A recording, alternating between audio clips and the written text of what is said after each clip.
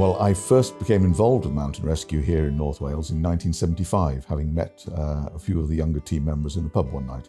Went climbing with them and hill walking with them for a couple of years, till eventually I was able to become a full member of Ogwen Valley Mountain Rescue Organisation in March 1977.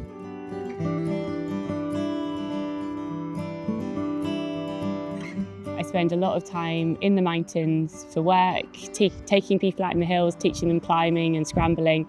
And so just wanted to give something back and also use my skills in a volunteering capacity. There are quite a few of us women who are in the team and are actually quite highly skilled and able to kind of do as much technical rope work and casualty care and water rescue skills as the men. We need to be competent mountaineers ourselves, and that is not all about strength or kind of brute force. There's definitely an element of being able to think through things carefully, find the clever kind of solution. It's about thinking clever rather than thinking strong, I think. There's quite a history to mountain rescue. In the early days, of course, very much mountaineers just rescued fellow mountaineers, and if they needed a few more hands, they'd probably go to the local quarries and get some quarrymen or some shepherds to help. Generally, rescues were very primitive.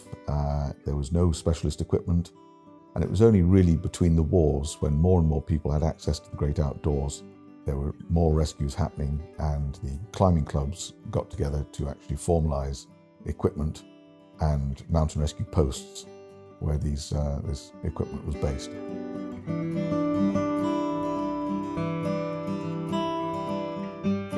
Ogwen Valley Mountain Rescue Organisation started as a full rescue team way back in 1965, but historically it started way back in 1959 when two young men decided to form a mountaineering school based at Ogwen Cottage.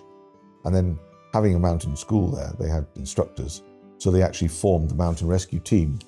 So they had a hardcore small number of people there who were good local area knowledge, fit and well equipped to go out on the mountains. It was the founder, Ron James, who thought, well, we need some decent equipment.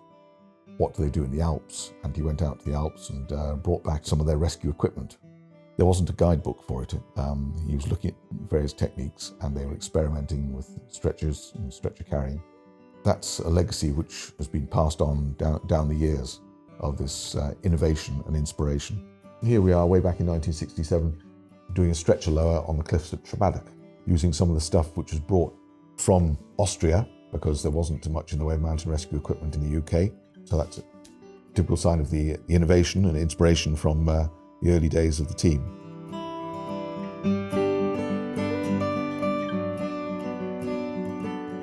No two call-outs are the same, but a lot of them are very similar.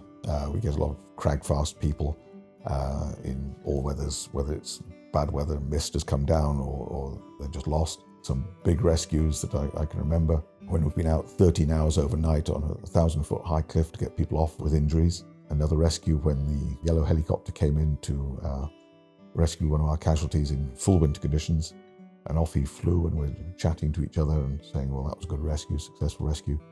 Then a radio crackled into life. Mayday, mayday, uncontrolled descent. The helicopter was crashing. That stops your heart, well and truly, because we know the crews, work closely with the crews. And he'd flown into a snowstorm. Of course, he's got mountains either side of him, can't see where he's going. So he climbs and climbs and climbs. The ice builds up on the rotors, and the thing's no longer airworthy. It was dropping out of the sky. I don't know how, but he managed to glide it down to the landing zone at the back of the hospital successfully. Our casualty had been very, very cold. He had broken femur, and we had given him one jab of morphine intramuscularly, but in cold weather, there's no blood circulation. So we'd given him another jab, so we'd get him off the mountain. Of course, he was in the helicopter now. He was nice and warm and comfortable, and the morphine had kicked in and was working extremely well. So he was totally unaware that the helicopter was falling out of the sky, because he was warm and cozy. But that was a memorable rescue. It certainly was.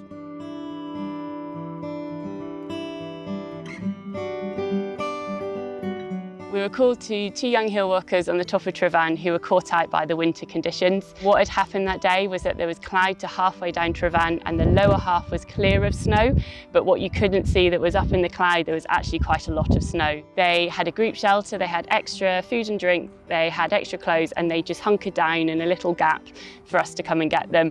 And it was really nice being able to get them and then walk off with them in this beautiful golden winter light and just talk through what they would do next time. And I think that's really important, that, you know, we're not here to be the mountain police. We're here to kind of help people and not pass judgment, and maybe help you reflect on what you might want to do next time and not put people off and coming back in the hills. There was a chap who was coming off the mountains with a group. He was getting a bit tired, so he sat down on a winter's evening saying, "I'll catch up with you." Anyway, he sat down, his friends disappeared in going down off the mountain, going to the pub. And as he looked up, he could see ribs and some hair. And he realised he was sitting close by a skeleton. So he ran down to catch up with his friends, said that he'd found a skeleton. So the following morning we were deployed up on the mountain. Needless to say, the police had been informed. So there was police down at the rescue team base. And we took this chap back up the mountain, and he said, "Well, I sat here." And he looked around. "Well, where's the skeleton?" "Oh, it must be further up." "Sat here." So eventually we worked our way up. And then he said, "There it is. There's the ribs. There's the hair." We radioed back to the base, and so the police asked more information, and we said, "It's a dead pony." It was quiet for a while, and then the radio came back on from the police. "Can you bring the skeleton down?" "Why?" "Shergar, the racehorse, is worth £1 million. And of course, Shergar, the racehorse, had been stolen from Ireland and at the time was worth £1 million. So they thought we should bring the evidence down just in case we could claim the £1 million. But sadly, it was a Welsh mountain pony.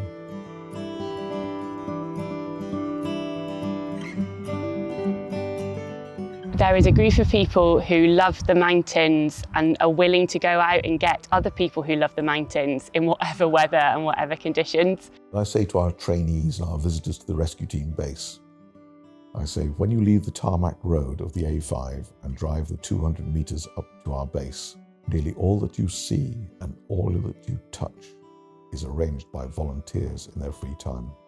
As someone who spends pretty much all of my time in the mountains, either for work, for fun, or for volunteer rescuing, that I might be that person in need sometime. And so if I can just give something back and help someone who's having a really bad day, that is, it is satisfying.